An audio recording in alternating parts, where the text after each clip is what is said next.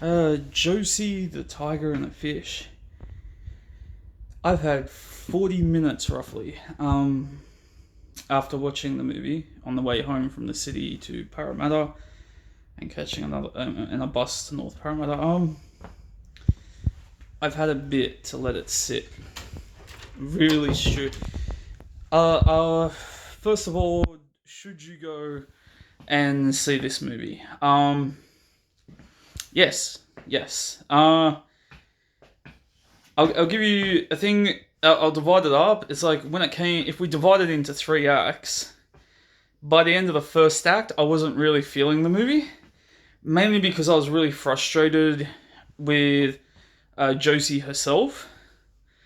But that's been short-sighted. Because this movie, you can't judge it based on acts. You can judge the pacing perhaps, but not the content, because the story's being told as a whole. The reason you might not attach yourself to the character on the screen in the first third is because they haven't got into the nitty-gritty part of everything that's going on. It's pretty much a girl in darkness, despair, fed up with life type shit. And at the end of the second act, two plot twists happen. And going into this movie, I thought I had this movie figured out. It's got a pretty simple premise behind it. I went into it with the mindset of A Silent Voice. You got the disabled girl, you got the guy. He doesn't have to be a bully. Obviously, he's not in this one. But it's like I thought the same formula is gonna go forward, and no, at the end of the second act, two plot twists happen. Both of which I didn't see coming. One of them wasn't that shocking. It's just like, they did that. Okay. But the second plot twist, in the cinema, when I thought about it, when you see it, I was just like, I can't believe they did that. I can't believe they're going down this route of dragging, someone else down for the sake of the plot. In the cinema, when it happened, I didn't agree with it. But then again, that's the whole point of why I'm trying to give you this spoiler-free review. You can't even judge the movie 2/3 of the way through. Because the third act is marvelous.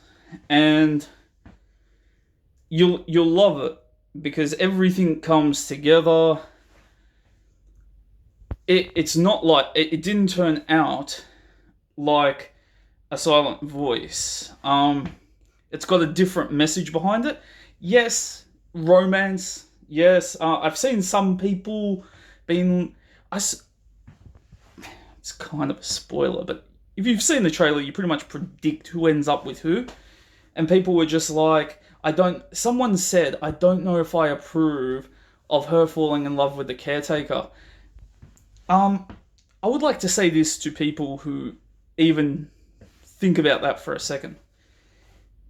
As someone who is single and who actually wishes I could have gone to see this movie with a girlfriend, just step back for a second and actually realize how hard it is to get into a relationship, let alone with someone that's actually even close to being the right person or is the right person.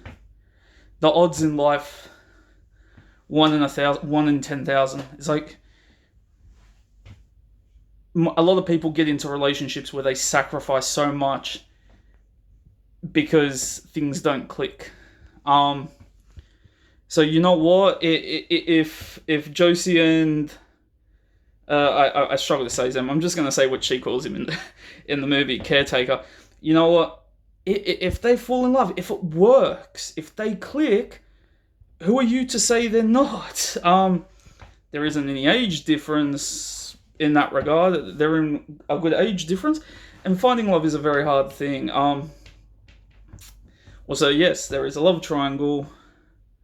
Not even a love triangle. It's kind of it's something I could identify with. There's unrequited love that affected me at one point in my life.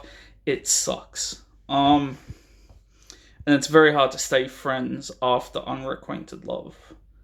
It's very hard to maintain friendship after that. It's a huge effort on both parties, but it works in the movie. Also, just in the non-spoiler half, stay for the credits. There's both still images and small clips all throughout the credits, as well as an after-credit scene, which sums everything up.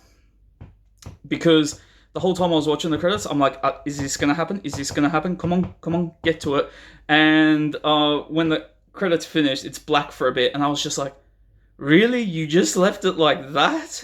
I mean, it works, but... And then it came up, and I'm like, hey, what I was waiting for came up. So, yes, by all means, go see this movie. For me, after especially having a close to almost an hour now to sit on it, and I couldn't even listen to music on the train. I was just processing everything and how me myself with my experiences relate to the characters.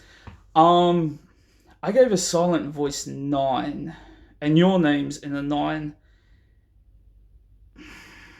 I give this... I'm tossing up between an 8 and an 8.5. Because with A Silent Voice and a Your Name, there was a need for me to go out and buy it straight away. Like, it was like, go out and get it. It was the same with Rascal Does Not Dream of a Dreaming Girl. Go out and buy it.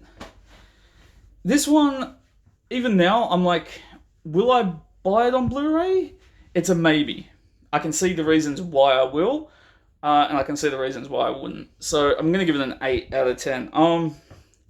Going forward into the last 3 minutes, some spoilers. So if you haven't seen it, please, this is your chance. Click off the friggin' video. 5, 4, 3, 2, 1. Spoilers. The 2 plot twists. The grandmother dies. I did not see that coming. And if anything, it worked for me in the movie because 2 things you should know about me is, one, I fall under the disability part because I'm epileptic. So I could kind of connect, maybe not to the extent of wheelchairs, but I got the disabled thing. And my mother passed away like 5 years ago now, almost 6 years. The darkness that she has in the beginning of the movie, where she hates the whole world, rightfully so. She gets that again after her grandma passes away. Like, it really drags her down. And when you lose a member of the family, like, I don't have... My problem was... I'm not proud to say I'm a good manipulator, liar. I don't like lying. I hate lying. I despise liars. And yet, I'm good at it for some fucking reason. For a year after my mum passed away, it's like, I pushed everyone away, but I did so in a way that they thought I was okay. Like, you know, fake smile, everything. You know, I'm good. It doesn't happen with her in the movie. She's more one-dimensional, where it's like, you know, she's down in the dumps and that. But me, yeah, I could relate to the situation of after the grandmother passes away. And it's like, you have to get up on your feet. And for me, it was a year of lying and bullshit. For me, it took longer. And my epilepsy screwed me up for a few more years. But I understood what Josee was going through at that point. And the other plot twist is he gets hit by a friggin' car. The reason I was against it at first is, like, how it happens is really kind of stupid. It's like he practically ran in front of the friggin' vehicle, and there's no guarantee that the vehicle would have hit Josee. So, like, if it was gonna hit her and he pushed her out of the way and got hit, then I'd be like, fair enough. But the car ended up being nowhere near Josee, so he basically got hit because he's an idiot. And for the most part, I wasn't really feeling it at the time. And the idea of, oh, she's in a wheelchair. My first thought is, are they really going to stick this guy in a goddamn wheelchair? Is this the goal? You're going to have two people in a wheelchair fall in love? Like, really? Because if that had been the case, the story to me, would have gone down to like 5 or 6. It would be like, you took a really cheap way out, but they don't. This, I don't know. I wouldn't call it progressive or wokeness. It's not any of that. It's more a strengthening story, because while they support each other emotionally, and it's about admitting your feelings, love, and everything that ends up coming out, and it's not supporting someone just out of sympathy, but for love as well. They don't get blindsided by love. Like, love doesn't dictate their lives going forward. She writes a book, because she's into art. She writes the book, and it's a fairy tale that she reads to the kids at the local library, based on The Little Mermaid, but she modifies it based on the events of their life, and reads it also to him during his rehab, where he's essentially given up on life. He's in the position that she was in before. And that's where everything started clicking. The story worked. I really liked the story of the mermaid and the guy with the wings. It really was a metaphor for the whole story.